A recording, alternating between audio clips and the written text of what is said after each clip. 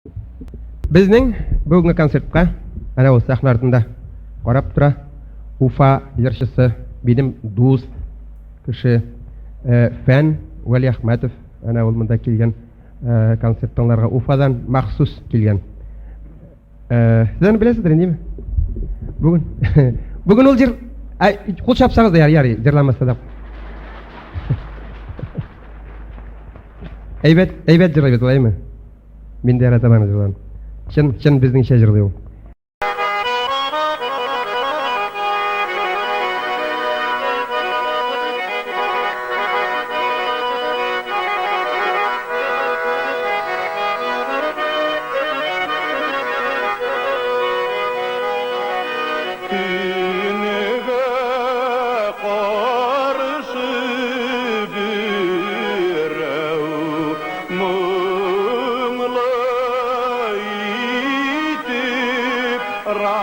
Ramay ayrılışı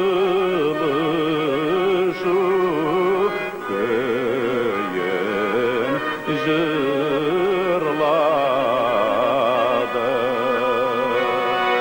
Kınığa kaldı urman buylarla Ramay çişmelerde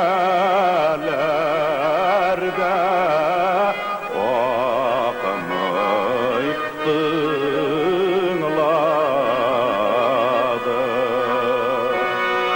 Çişmelerde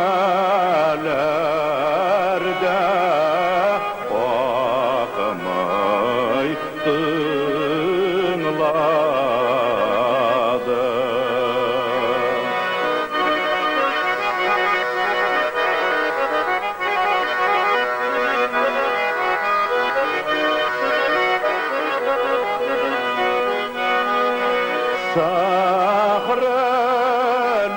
Sahralarga шығып bir sızgırdım Ramay şapkan pişenlermele ipsindi.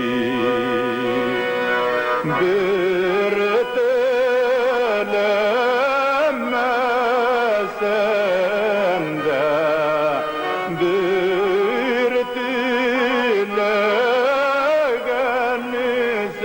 dilegensindir. Ayrım yaşap ömrü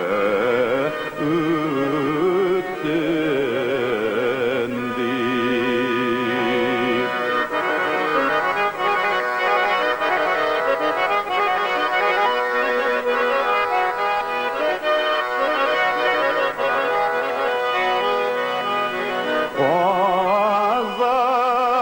Ozanlar din kilgan ak buzatның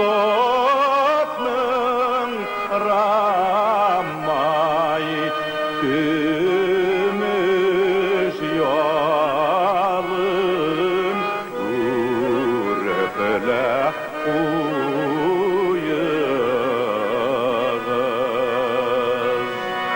uyağız.